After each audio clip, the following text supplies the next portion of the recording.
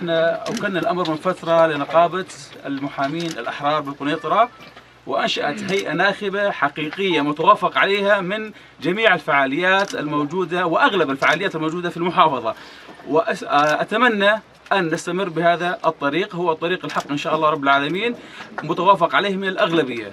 والسلام عليكم ورحمه الله وبركاته. وقع على أبناء ال67 وأبناء سواء كانوا في الداخل أو أبناء درعا، ومن لم يرى ذلك أعمى.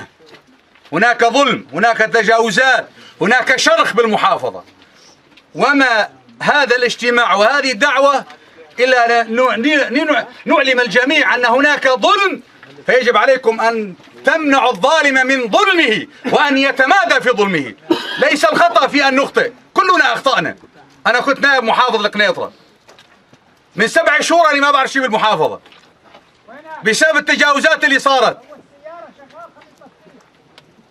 نحن يجب علينا أن نوقف الظالم عن ظلمه من أي الفريقين كان، أو من أي إنسان كان، سواء من هون أو من هون، لأننا جميعا في مركب واحد. وإذا تركنا أحد الظلمة سنهلك جميعا، ستهلك المنطقة كلها، مو بس القنيطرة وكمان حوران، لأن الأمر فيه تبعات مع إخواننا في حوران.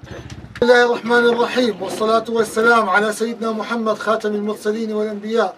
نحن أبناء القنيطرة والجولان من هنا من ريف القنيطرة المحرر نعلن عن تشكيل مجلس محافظة القنيطرة الثوري الذي تم بإشراف نقابة المحامين الأحرار في القنيطرة.